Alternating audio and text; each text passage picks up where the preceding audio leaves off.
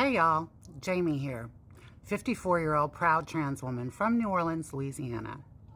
Now yesterday I was telling a story about how me and another girl named Jamie had stolen a van and we were caught in New Mexico. We spent 12 days in adult jail at 15 years old. And then we got out scot-free. We're totally released because they didn't want to press charges. So when we were released, the police separated us and they put me on a bus by myself back to Houston. Before they did, I made arrangements that me and the other Jamie and the people that were with us, we were going to meet in Albuquerque at the Marriott. I knew where it was. I had been there before. So the first stop that the bus made after I left Santa Rosa, I got off the bus and I walked away. And I hitchhiked to Albuquerque. Wasn't supposed to get off the bus, but I did. And I hitchhiked to Albuquerque, and they weren't there. They didn't show up there. They never did. And unfortunately, I never saw Jamie or Stacy again. But I decided to try hitchhiking back to Houston because I was by myself and I didn't want to go to LA alone. And I got picked up by this truck driver who immediately said, he looked at me when he heard my voice. That's honestly what it was. And he said, "Are you a real woman?" And I was like, "Of course. I'm on my way to Houston because my husband and my baby are there waiting on me." And he was like, "Okay, I'm just making sure because you never know out here on the road." And I said, yeah. So we get on the road and he tells me, "Well, I need to stop for the night. You're welcome to stay with me. No funny business, but I need to stop for the night and rest." So I agreed reluctantly. And we stopped at this hotel. And sorry, it's a little warm. We stopped at this hotel.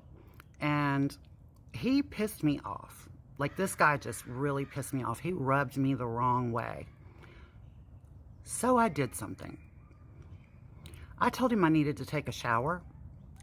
And I went into the bathroom.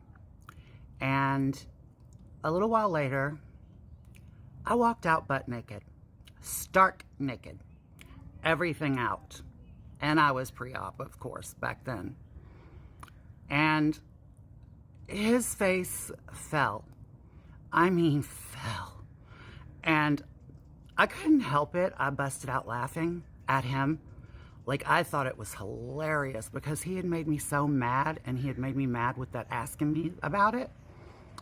And so he looked at me and he was like, "You know what? You can go ahead and spend the night, but you have to sleep on the floor, and I'll give you a ride." And so I thought, okay, I guess. And so I went to sleep on the floor. I made a pallet on the floor with the bedspread, and I went to sleep on the floor. And when I woke up the next morning, he was gone. My purse was gone. Everything I had was gone. So I got up and I walked out of the hotel, and I did not know what I was going to do, where I was going to go. And I broke down because nobody was giving me a ride. I broke down and I called my mother. Yes, her. And I begged her to report me missing as a runaway so that I could get a free bus ticket home. After some hesitation, and you can't come here to my house and, that stuff, I was like, "No, I don't want to come to your house. I just need to get back to the city. Please report me as a runaway." So she did. And Greyhound had a program for, if you were a runaway, you could get a bus ticket home. So I did. And I went back to Houston. Long 2 days on the bus back to Houston. And when I got there, I went out to the Booby Rock. It was late at night, really late at night, like 3 in the morning. And it was after hours. So I went to the Booby Rock and there was nobody there. And I went walking out of the street, down the street behind the bar, and 2 young black guys walked up to me, and they started like acting like they were flirting with me. And then one of them said, "Grab the bitch." And I said, "No, no, no, no." And I screamed, and I turned around to run, and one of them tried to grab me, and I fought with him. And then I heard the other guy say, "Man, screw this shit. Shoot that hoe."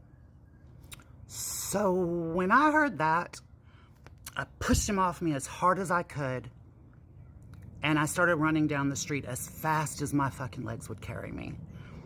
And then I heard the gunshot. And I actually heard the bullet whiz by my head. It was that close. I literally heard by my head. So, if you want to know what happened next, tune in tomorrow. Thanks, y'all. Thank you for all of the comments and love. Bye-bye.